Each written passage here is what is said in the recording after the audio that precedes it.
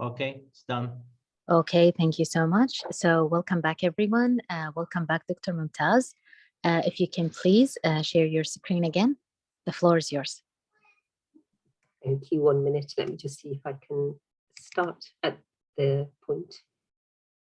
Thank you. Wonderful. Okay. Can everyone see that okay? Yes. Brilliant. Okay. All right. So this was the coffee break slide, but the second half, I will just put it down. So we're on to our second half of the presentation, and I was going to go through principle and types of assessment. So we've talked through some already, but I guess some bits of my focus was going to be on some of the more newer types of assessments and the workplace-based assessments as well. But when we come to the discussion and questions, we can talk through all the different aspects of the presentation as well. Okay. So from my learning objectives, which I set out earlier, we wanted to go through the long list of learning objectives.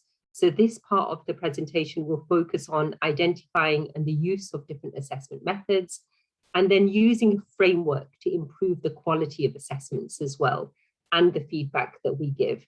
As I've mentioned before, no assessment tool in itself is perfect, but also how we use it as the user side of things and how it's applied, it's very important to improve the effectiveness of it as well. So I'll talk through that in the latter part of the presentation as well. Okay, so the principles and types of assessments. So some bits, we discussed before, so this is just more reinforcement of some of the principles that we touched upon earlier. So the formative aids the learning through constructive feedback, and that feedback is really important. Without that, I think the tools are not very effective at all. And then the summative determines the level of competence for progression. And the appraisals, so here in the UK, I do student appraisals, undergraduate appraisals at the end of each attachment. So we have an early induction appraisal, then we have a midpoint appraisal, and then we have an end of placement appraisal with the students, as well as our junior doctors. And then the ARCPs, which is the annual review of competence progression, is if you've ever done any time in the UK, that's the formative appraisal system that we have on an annual basis for our trainees, but we also have a similar system for our undergraduate students as well, which is more of a formal review of progress as well. And going back to our Miller's pyramid, as we were saying before, so, the different types of assessment we've alluded to already. So we've talked a lot about our, sort of fact gathering or the knowledge-based assessments, the application ones. It's good to hear that you do both the multiple choice questions as well as your case presentations and your extended questions.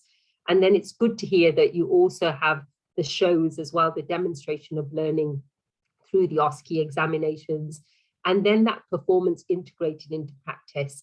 And that's through the direct observation as well as the workplace-based assessments as well. So those bits I'll also cover more so at the top of the pyramid to see, kind of that side of things, to see how those things have changed and integrated into practice over the last sort of few years. And then that hierarchy of thinking. So when you think about it in a different way, what are we trying to instill in our students and in our trainees? So we want them to remember, the facts and things. Even on ward rounds now, I can't remember the lists of the 10 causes of this and all that kind of stuff that I learned, religiously when I was an undergraduate student. I always say to the students, if I can't remember, I say, it's Google, we can check it. We don't have to learn absolutely everything. But I think, having that level of knowledge base is really important. We don't need to learn absolutely everything, but the understanding and the application, I think, is the bit which is even more important to try and instill in our students. And as time goes on, that analytical decision-making skills. So it's like your foundation building blocks. So if you've got your knowledge base, which is sound, not perfect, but sound, you've got that level of understanding, the application, then you can go into that higher order of thinking where the analysis comes in, the evaluating comes in, and then you're kind of in that phase where you can even kind of take it to the next level, which is more creating and innovative as well.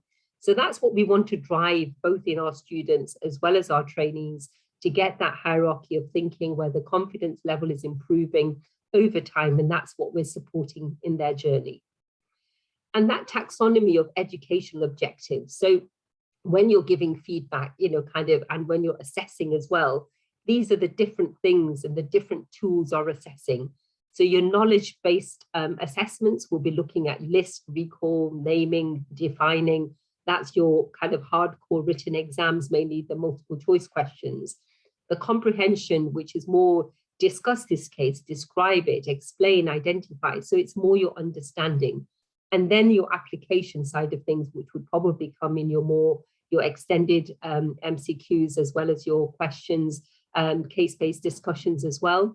And then your analysis, synthesis, and evaluation with that higher order of thinking. And that comes probably on a more day-to-day, the workplace-based assessments, where you're judging, assessing, where you're looking at the synthesis and the wider evaluation as well. And of course, these things are increasing in cognitive challenge as they go on, but that's what we would hope that we're driving in our students with the different methods of assessment as well. So again, kind of just to reinforce, what are the features of a good assessment system? Well, there's different ways of looking at it, but one of the aspects is to look at the different factors. So we've got the reliability, the validity, feasibility, transparency, and educational impact. And that's kind of similar to the Van der Vleuten framework, which I'll talk through in a minute. But certainly these things are the different types that we would look at when we're assessing the assessment tools. So reliability, what's reliability? So if we retest the trainee at a different time, will we get the same results?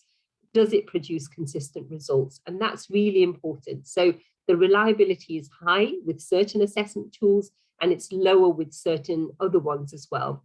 And validity, does it measure? What's the face validity? What does it measure? Is it supposed to measure? And is that covering the knowledge, skills, and attributes that it's designed to cover as well? And then practical things, like we were talking about before around the OSCEs and things.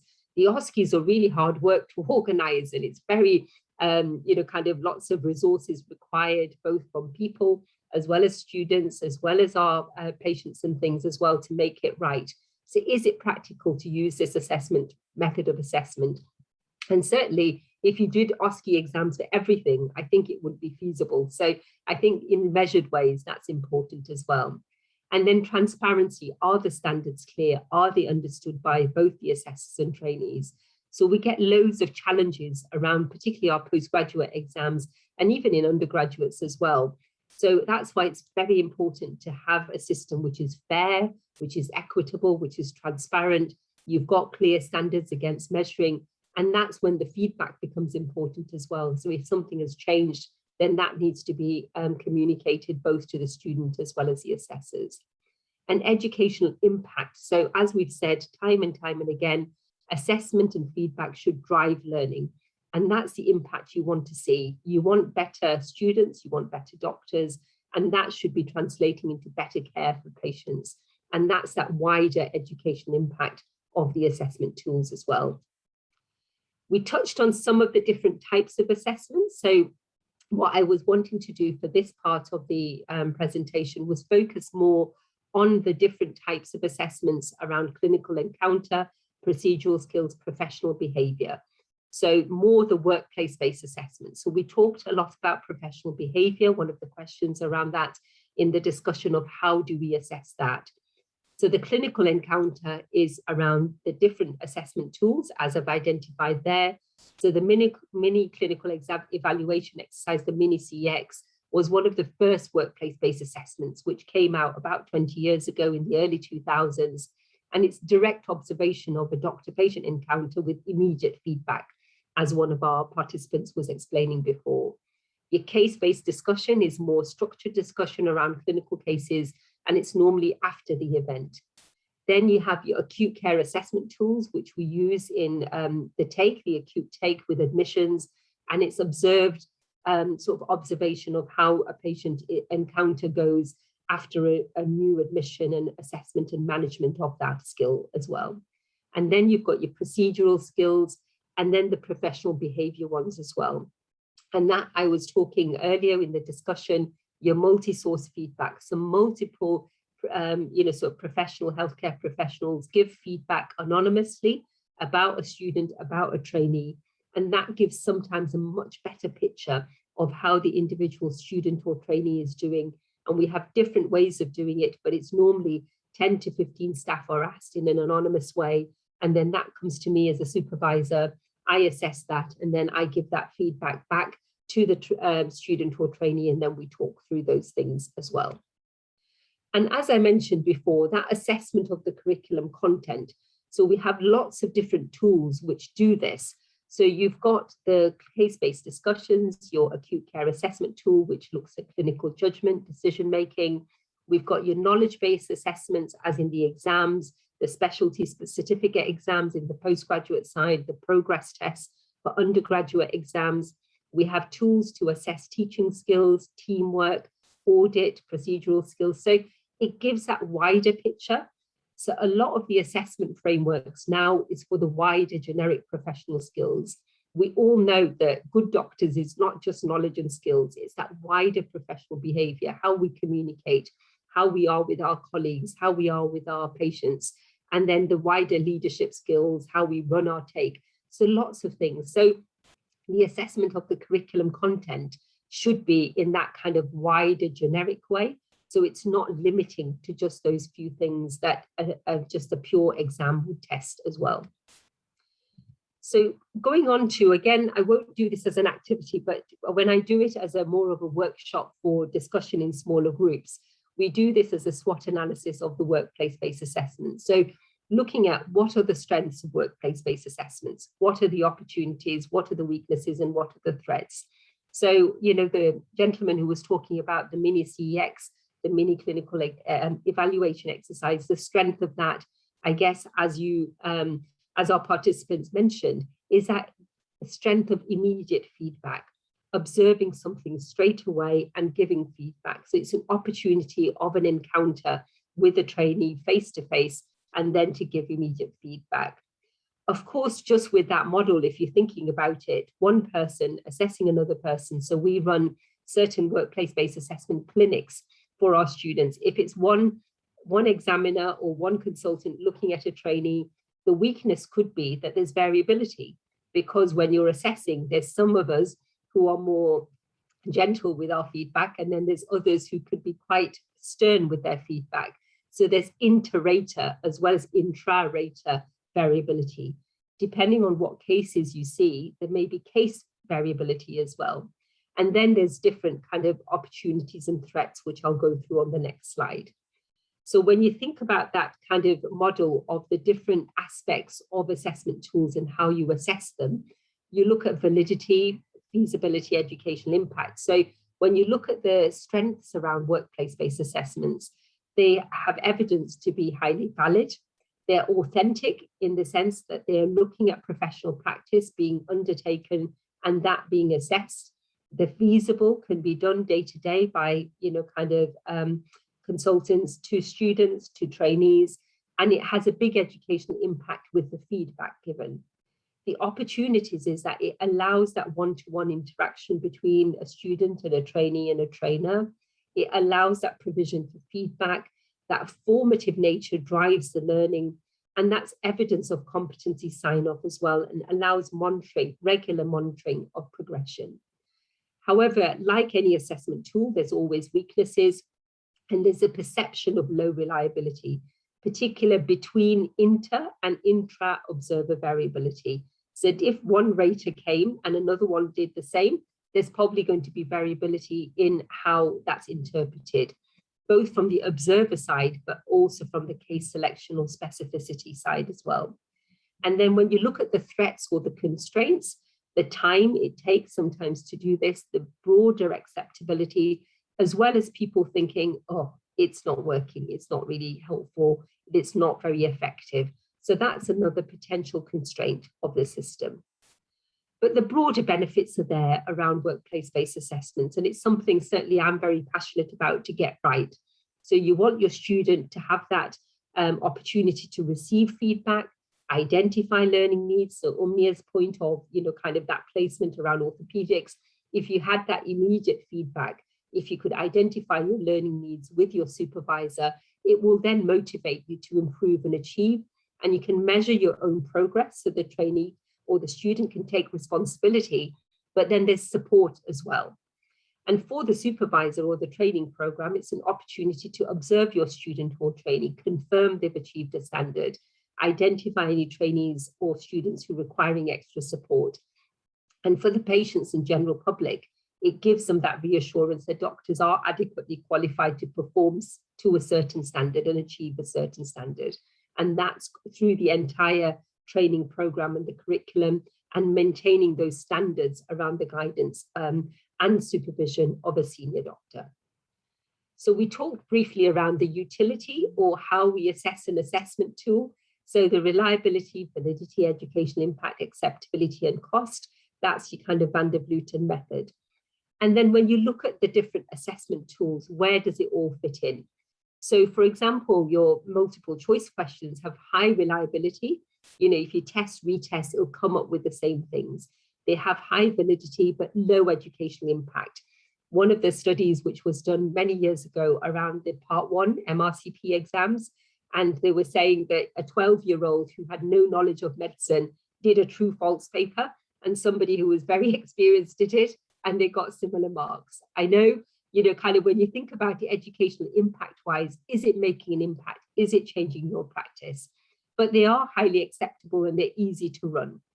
Now, the OSCEs, for example, again, reliability is high, particularly with we do concordance between the different examiners. We make sure that there's not much variability between the examiners and the cases. They're valid. It has a moderate educational impact, and yes, they're acceptable. And then going on to the workplace-based assessments, again, the reliability could be variable, particularly with the intra-observer variability, as well as the case selection, but they are valid and they do have a much better educational impact because you're changing with immediate feedback into practice. And that makes it kind of driving that learning, which is what you want the assessment tools to do. But sometimes the acceptability is just seen as a tick box, particularly in the UK.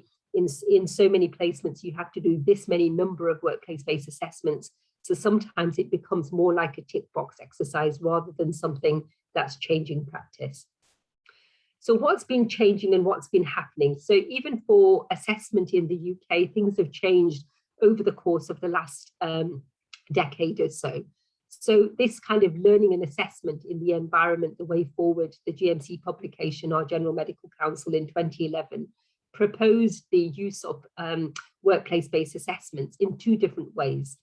The assessment for learning, which is the more formative assessment, the supervised learning events that I'll go on to in a minute, or assessment of learning, and that's a summative assessment, an assessment of performance. So two slightly different ways of looking at it, but driving to the same ultimate aim of, kind of making sure progression is going underway. And what's changed? So in the UK, we used to have our mini-KEXs, ACATs, and all these things. But the criticism around the workplace-based assessment over the last 10 years or so is that it has become much more of a tick box exercise. You need to do this many to progress. The acceptability was lower. There was lack of engagement, both from trainees as well as trainers. And there was this perception of lower effectiveness. So this got replaced around 2016, 2017 with what we call supervised learning events and multiple consultant reports. Lots of different acronyms, but please, I'll share all the slides with you so you can go through it in more detail. And then the latest change is the entrustment professional activities, the SIPs, as I call it, so capabilities in practice. So a holistic judgment is made on a broad capability. So can you run an acute take? Can you complete a clinic? Can you do, X, Y, and Z? So it's more of a capability that's assessed. And these replace the text box exercises, and there's many more free text boxes, so qualitative feedback.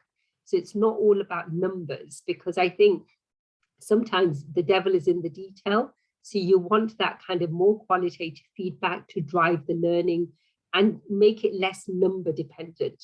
So it's more, kind of value to the trainees and to the students as well.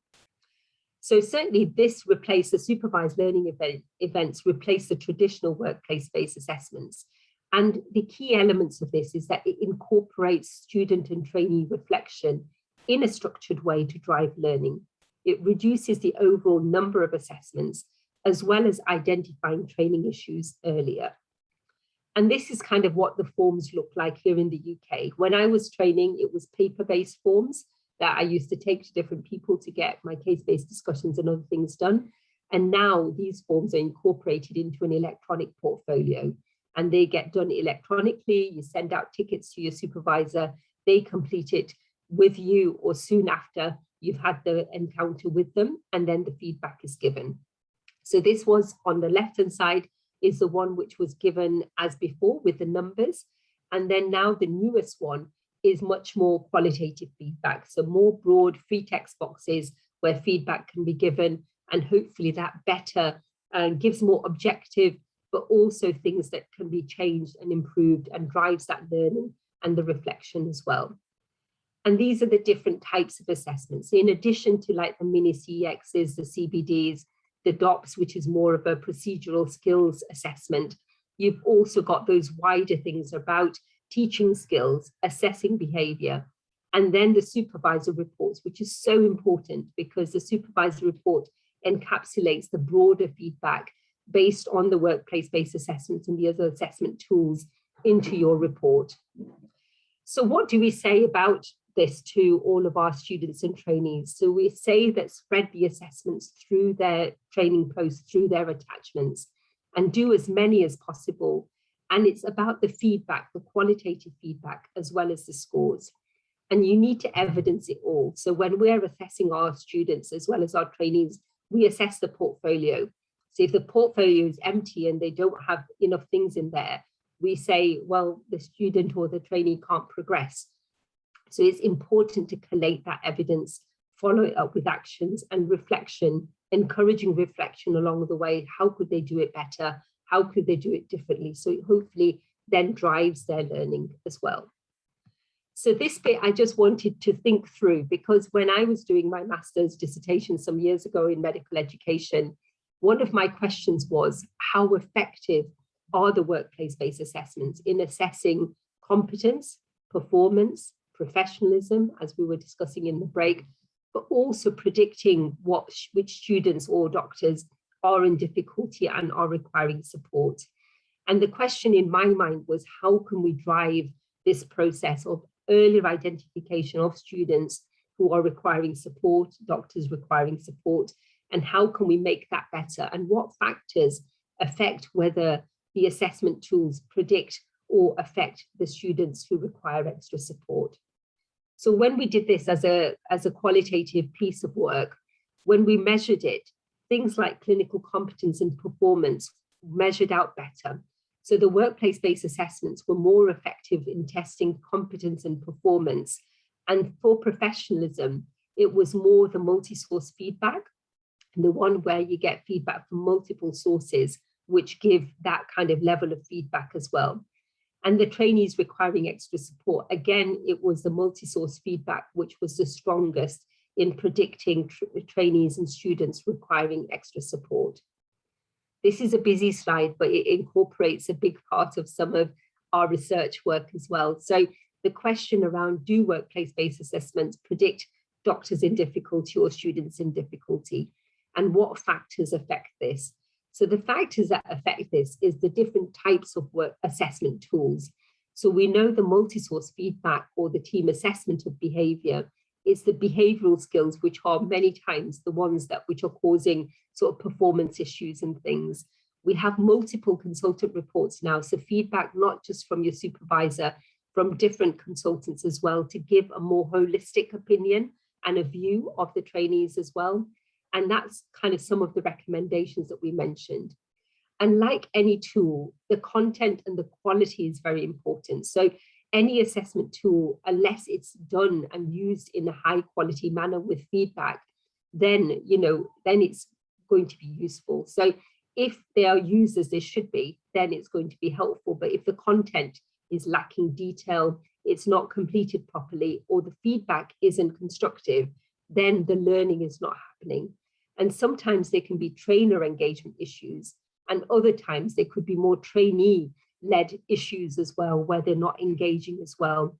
And how can we improve that engagement? So more targeted training, both for our supervisors as well as our trainees, and encouraging the importance of use of these will be helpful in driving that learning as well.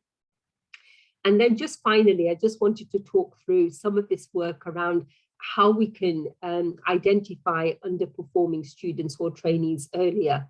So one of the studies that we did some years ago was looking at portfolios, so the electronic portfolios, and trying to retrospectively identify, so was there things in their portfolio that we could identify trainees earlier who were struggling.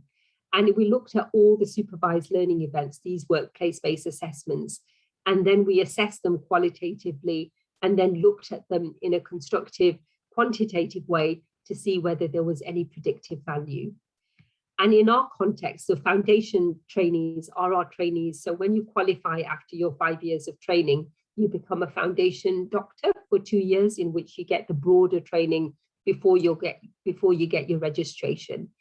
And in that, we found in our cohort of 1,600 trainees, junior doctors, 6.5% had difficulty with their performance or health or conduct.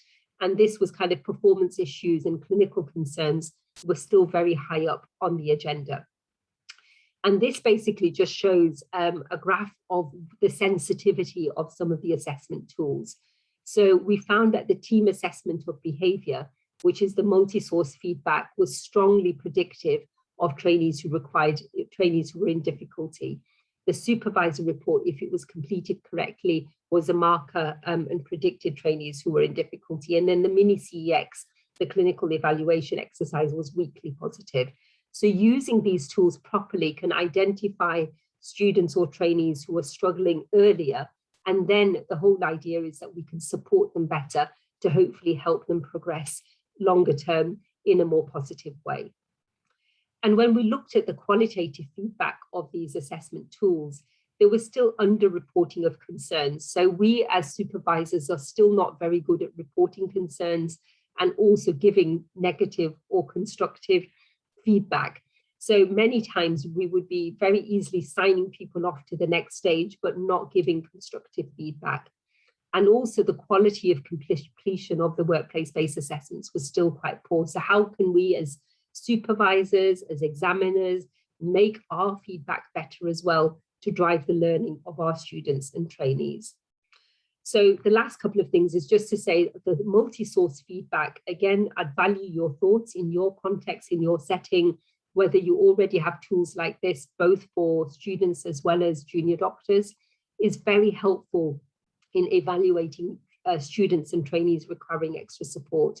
And if we as supervisors and are sort of supporting our students write our reports in an effective way, they provide a pivotal role for predicting as well as evaluating trainees who require extra support.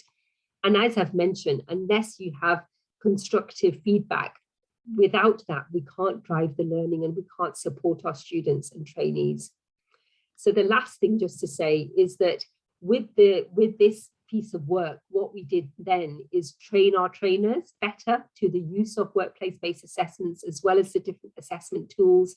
We trained them better to give better feedback, higher quality of completion of supervisor reports and things. And then that drove the quality of our assessment tools as well. So very much more targeted training towards providing detailed reports, giving constructive feedback. And these things drive our grading of our sort of supervisor reports as well. So just, we had a framework of how we give feedback as well. So this is just another thing to consider for our supervisor training. So if you make a judgment, you don't just say this trainee is good, bad, or indifferent. You provide the evidence to support that judgment being made. You state the progression of competence and where they're up to. And most importantly, you give suggestions for trainee development. Unless you give that constructive feedback, you're not going to drive learning. So you can have whatever assessment tools there is, but if you can't feedback in the right way, and give them a plan of how they're going to achieve their targets. That's where we need to help support our students and trainees better. And this is kind of what we did over the last few years, just with that better training. Every year we were looking at how our supervisor reports were performing, and year on year we saw that this improved just with training up our trainers to give better quality feedback as well. So I think I've done too much talking. I probably need a coffee now as well, but I hope I've covered some aspects of the wider learning. I know some assessment tools, I focus more the latter part on more the workplace-based assessments, but I hope I've given you a better understanding of the importance of assessment and feedback, the different assessment methods and tools, but also importantly, how we can feedback better, how we can improve the quality of the assessment tools and drive that learning better for our students and trainees. So thank you so much for listening. I'm going to stop and be happy to take any questions. Thank you. Thank you so much. Thank you so much, Dr. Mumtaz, for the amazing presentation as usual. Okay, so dear participants, if you have any questions or do you have anything to tell or discuss with Dr. Mumtaz, you can raise your hand and mute yourself and speak directly. Okay, I have a question, Omni, if you allow me. Okay, please, Dr. Hilal, go ahead. Thank you very much, Mumtaz. Really very informative and as usual, very useful. My question is that how do you train your TOT? For how long? What are the type of courses? On starting, how do you accept one to be a faculty member at Manchester Medical School? And then what are the courses and training that's required to keep them up to the level in delivering acceptable assessment, Mumtaz? Yeah, no, that's so important. And training of the trainers, I think, is something I'm very passionate about, because I think, you know, unless we do it well, we're not doing it justice. So we have all these assessment tools, but unless we as trainers are delivering them, assessing them and using them correctly, then they won't be effective. So in Manchester, we have a number of courses. Many of them are now online with COVID, but face-to-face or virtual. So we would have, before a person can be an OSCE examiner, they would have to do a course, either a half-day face-to-face course, but also a virtual sort of courses, which we are now doing. They would then have refresher courses as well every few years, and they would need to demonstrate their competence in doing and being an examiner as well. The same goes for the postgraduate PACES exams and things like that as well. If you have an undergraduate or a postgraduate role in education and training, you would have to do a menu of different courses. So giving constructive feedback, writing supervisor reports, improving quality of your reporting style, how you support trainees who are struggling or students who are struggling or underperforming. So all those things you would be expected to do. And then when you have your appraisal as a consultant, we would assess that before people are even allowed, in a way, to do these things. Thank you, Mumtaz. Just a small question. Do you also include a trainer that are NHS Trust, not faculty member in these courses?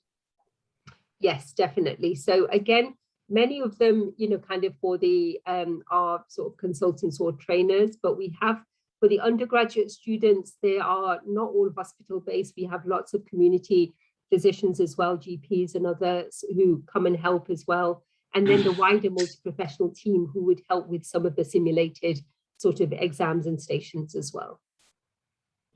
Thank you, Mumtaz. Okay, so Dr. Mohammed, please go ahead. Is it me?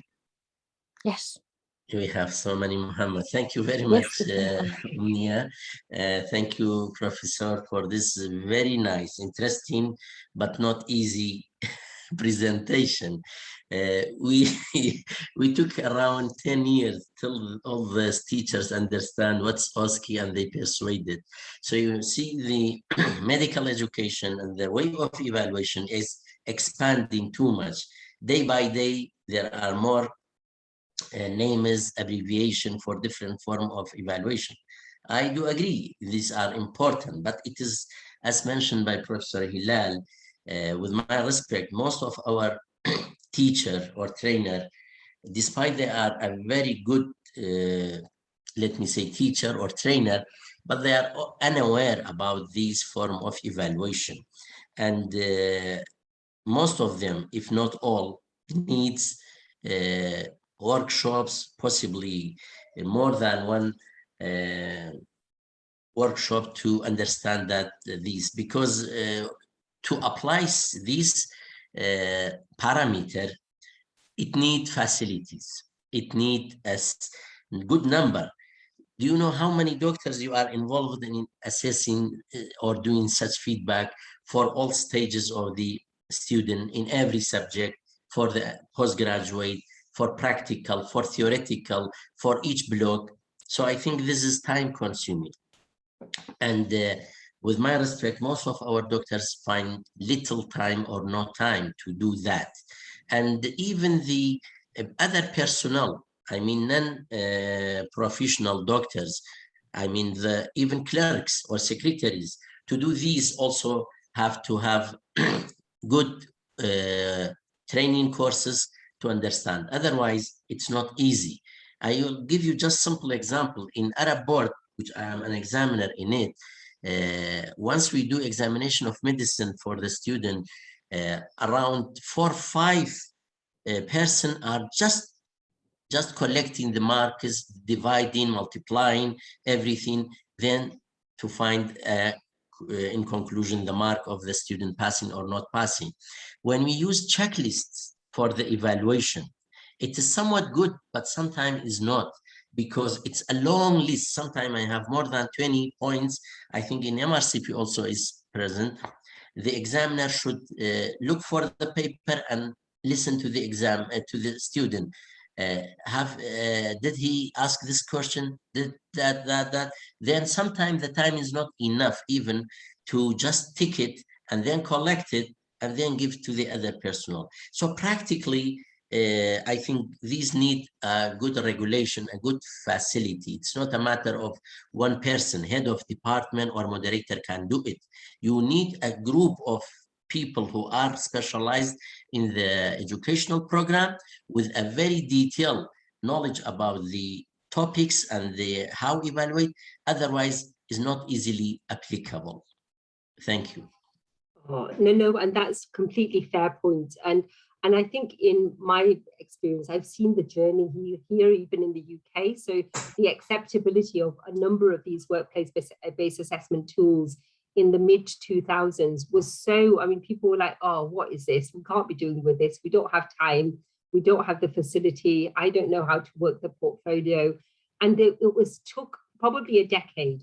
So it was driving the change. But I think the positives for applying it was the evidence that was coming through to sort of say that that continuous assessment of particularly the postgraduate trainees was very important, because things like fitness to practice and people being referred to the regulators for problems and things, it was increasing. So some kind of tools was important. Now, what I would say is for medical schools and also postgraduate boards to consider things as small steps. You know, anything as a big change is always too big to take into board. And even in the UK, like, for example, I think somebody said about the mini CEX, the clinical examination tool, was the first one I used when I was a junior doctor myself. And then slowly, these things were, you know, kind of adopted. And as you said, training is very important.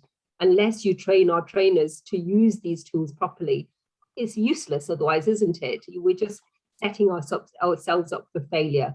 But what I would say is continue. I'm sure you're all the medical schools and things and the standards are all very good. I would just say being open to discussion with newer things as they come through.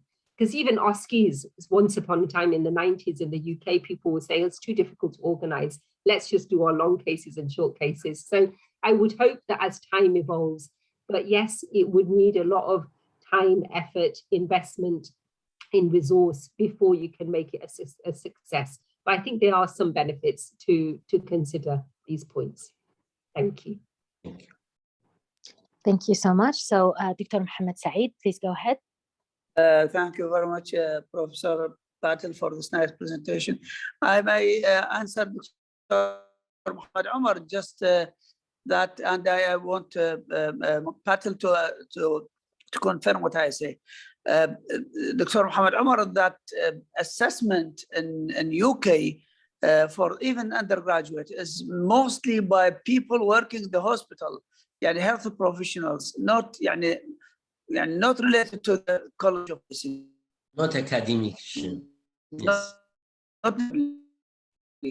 And not academic. All there's 1,000 physicians are teaching their students, 1,000. And those are not related to the medical school, not related, they are linked to the medical school, but they are working in the hospital, primary care, providing care to the patient, and at the same time they helping the student, they care for the patient, and they teach, train, and assess the student using these different tools. You find these names are work-based assessment, mini CX, DOBS, nowadays is supervised learning events, etc., etc., etc. So please, Patel, you can confirm what I said, please. Yeah, no, absolutely. So it is the people on the ground who just do it. So, even the junior doctors and the senior students will support the junior students. And similarly, many of the foundation or the core medical trainees will be supervised and doing the assessments for the junior doctors. So it works just within both the hospital setting, but also in primary care, within the GP practices and other settings as well. So it's very much a peer kind of assessment tool in a way, because it is done by your sort of seniors to juniors, and it's a method of more continuous evaluation of your professional practice. So again, very much a formative tool to drive your learning. But again, it's become embedded now, but I can completely understand the, kind of the hesitancy around it, because you think, oh, another mountain to climb when we have so much to do. But I think once it's embedded into practice, it becomes easier to take on board. Thank you so much. So we will have another student's opinion. Ibrahim from Baghdad Medical College, please go ahead. Thank you, Amia. And thank you so much, Dr. Patel, for the amazing presentation. I'm so glad that you have presented this today and during this module, because just like from a personal experience, I have worked with exchange programs for 7 years now, and this is like the base of our work in creating the curriculum. So I've always wondered why this base of creating curriculum cannot be applied in the medical field. So when you talk about the SWOT analysis, and you always every now and then you emphasize the importance of the educational impact and the feedback. So there's always this correlation between when we have feedback and how we can evaluate that feedback into an educational impact, how we can improve upon that. So my question was slash suggestion, I would love from you to kind of elaborate more on that. I've noticed from a personal experience that no one talks about the constructive feedback and the sandwich method, and that's very common method that everyone should know about, I guess. So from a student perspective and also from an assessor perspective, when you provide in a sandwich method feedback, it would be taken more seriously. And so the assessor, when he sees that feedback, they would appreciate the effort that was put into that feedback, and they would actually notice the value of their work and what point frequency they can work on. But from the feedback that we noticed from students aspect or from the assessor point, it would be lacking that method, so it wouldn't be taken seriously. And that goes to the point that Dr. Mohammed mentioned, is that they would say that there was no time for it, so they would just with all due respect, but probably just ignore the feedback, and that would affect the educational system in general. Also, like another point that you mentioned is the self-reflection and the overall team reflection, and how would that work? I also noticed that there was like some sort of lack of understanding of the importance of communication between the hospital faculty and the academic faculty in college. Like last year when we had like specific issue with the hospital faculty, we thought there was some sort of connection between the hospital faculty and the like our college, but there was no sort of connection that we could actually link to. So that was like, I'm glad that you brought up that point. Sorry, I'm taking too long, but lastly, like Dr. Mohammed mentioned at one point, is that the number of students and how would that affect the feedback? That's true, that there's a lot of students like each year. So how can we work on that? Because like I said, so when I work on an exchange program, the first thing that my team would say, can you handle that number? Like, can you work with that students? So that's how we like, that's how it should be done. There was like some sort of reflection at the beginning, how we can do this. And if there was a problem, how we can work on it. So yeah, thank you so much. I just want to kind of like mention those points and like, I don't know, like the importance of like probably meetings every once in a while between the faculty to reflect on what they did. And just like you said, they would say like, we did this, that could work for your like department and that would improve upon it. So yeah, thank you so much.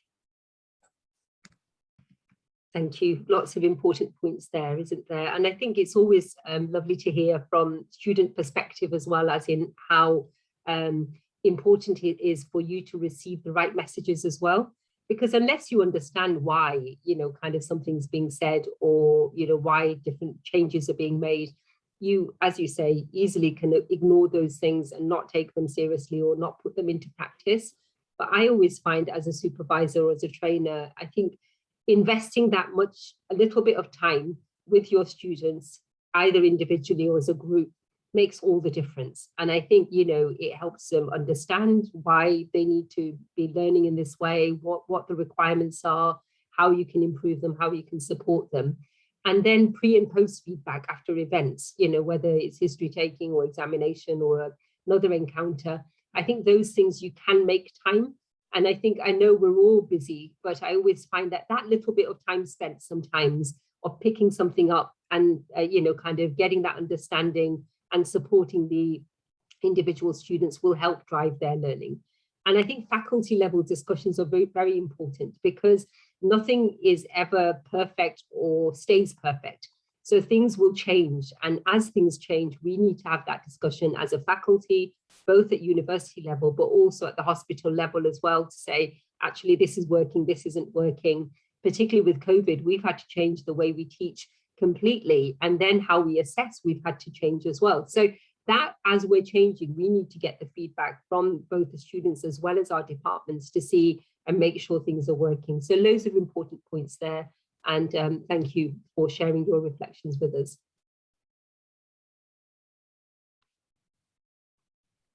Thank you so much. So back again to Dr. Hilal. Thank you, Amni. Just one point, Mumtaz. You know that very important issue is that the students' perspectives of what we are talking about in the last 6 modules, not only in the module of assessment. Do you have an induction course for your undergraduate students when they enter the medical school, elaborating more on the certain, in a general way, about certain principles of medical education, assessment, time management, feedback, etc.? Do you have such a program for every year, to be done every year?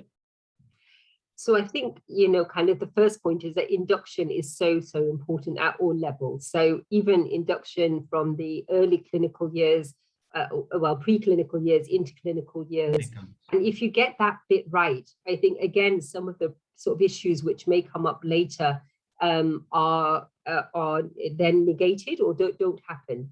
So we spend quite a bit of time. So even at the moment, we've got our 3rd years who've started into their clinical years. So we have an introduction to clinical learning, which is a whole 4-week block, of which a lot of it is induction, discussions, how to go about even on their wards, what to say, what to not say, a lot of it around communication, how to approach the nursing staff, all those kind of very basic skills just to get them, used to that clinical environment. So we invest a lot of time, particularly in third year, and then in the initial years, as you said, the medical education principles and professionalism. So I did a presentation only a few weeks ago to our first year students around the importance of good medical practice and professional values, behaviors, all those kind of things. What's the importance of feedback, both receiving and taking?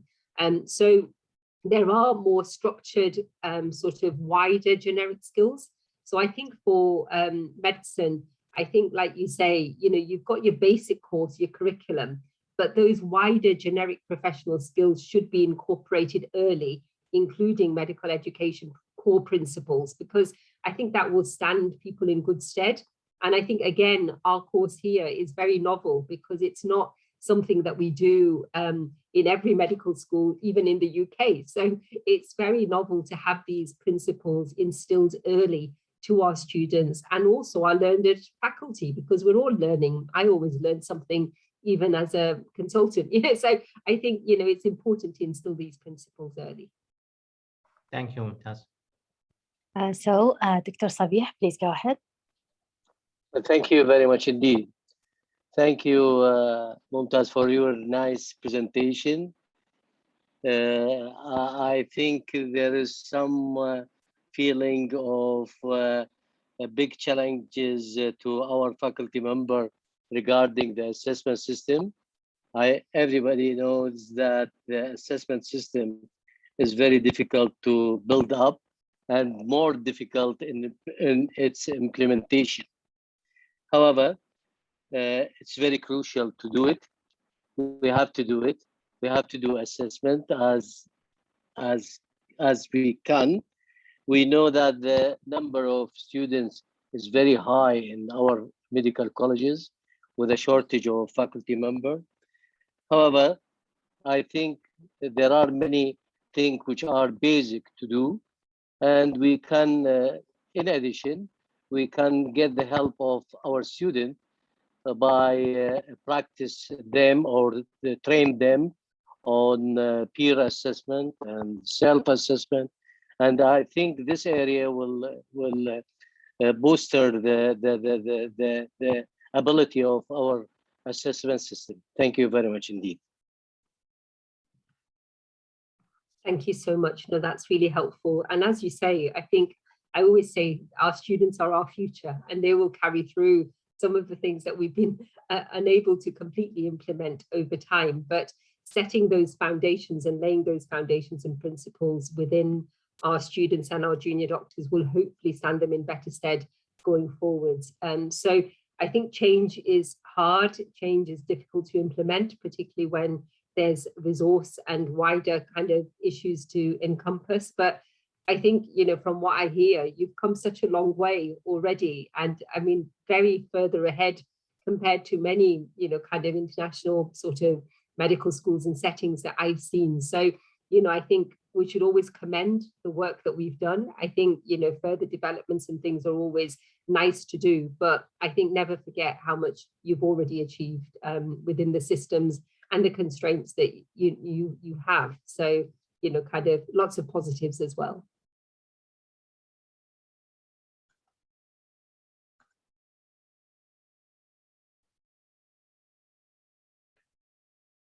Okay, Dr. Mohammed Saeed. Sorry, Patel, may I ask you about, you work in medical school and you are working to graduate those physicians to work according to the regulations, according to the outcomes that are written by the GMC. And you have to graduate those with these outcomes. In Iraq, still we haven't such a regulatory outcome. Can you tell us some few words about the importance of presence of regulatory outcome in making medical college for this outcome and assessing this outcome and producing the graduate that is fit for practice? And thank you very much for your hard work with us. Oh, thank you. I think having a regulator changes the game of for all the medical schools also to perform at a standard. So I think it raises the standard setting and also, kind of achieves those outcomes in a more consistent way. So even here we have a medical schools council in the UK, which kind of has oversight over what all the individual medical schools are doing. But the GMC as our regulator, mainly for postgraduate training, but they set the outcomes also for undergraduate training. It raises the bar and makes it easier for people to adhere to those standards. So then nobody is faltering, everything has to be achieved in a certain way. And I know different systems vary, but I think having, kind of that standard setting with that regulatory body helps. So here, for example, if even a student has professionalism concerns, has persistent health concerns, is not meeting the standards of good medical practice set out by the GMC, they can be referred upwards for disciplinary and other processes. So having that kind of regulatory framework allows consistency in process as well. So you can still have that within your individual medical schools, but I think to enable consistency across medical schools, it's really important to have a framework in place. But again, something to consider. I mean, these are all ideals, isn't it? Or even ideals which may not be practical in different settings. But I think the importance of the regulator can't be understated, is kind of my sort of personal view. And I think over the years, I found that having that both for undergraduate as well as postgraduate has enhanced the quality of both undergraduate curriculum and training and also our postgraduate training systems. Thank you. Thank you very much. Okay, thank you so much. Dr. Ali Mansour, please go ahead. Oh, thank you very much. Thank you, Omnia. Thank you, Dr. Mumtaz, for this nice presentation about effective aspect of assessment. As all of us know, the assessment is putting things in their place.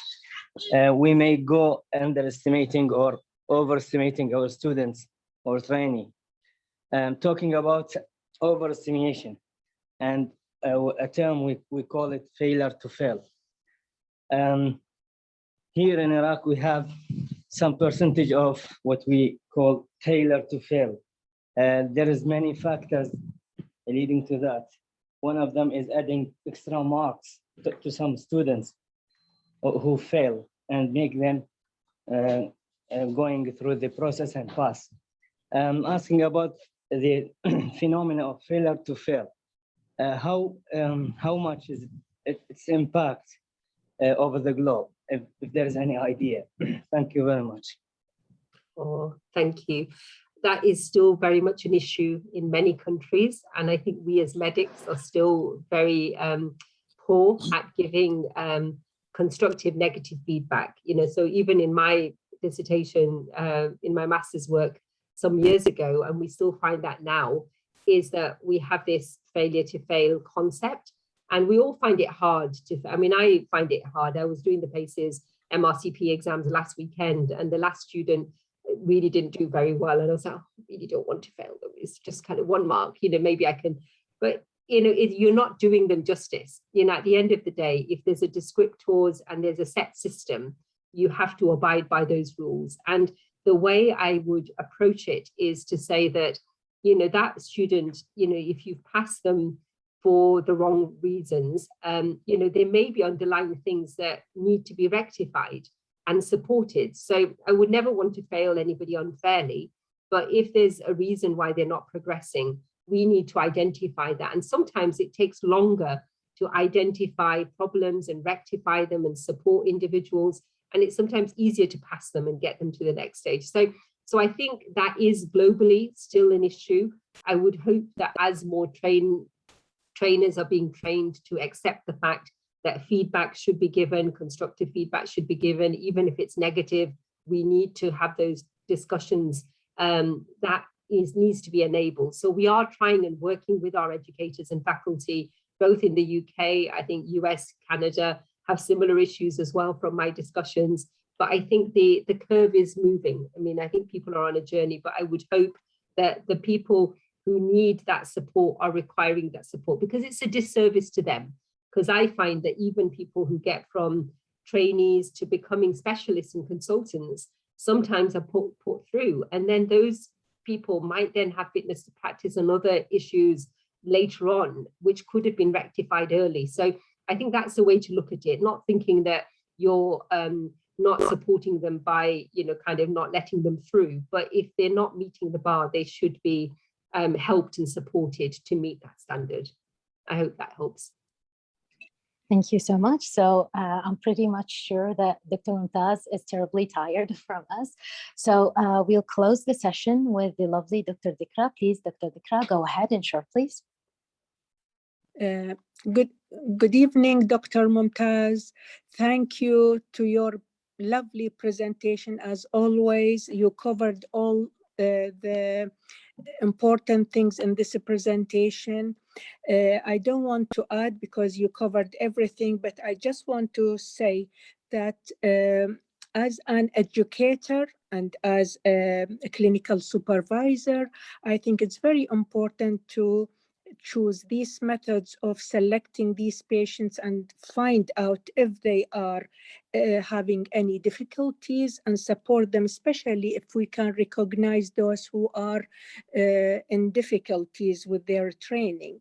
And knowing that many of the medical students may suffer from some psychological problems, so I think at this stage it's very important to recognize them and support their needs and probably direct them the right way so they can have a successful career in the future. So this is one thing I wanted to say.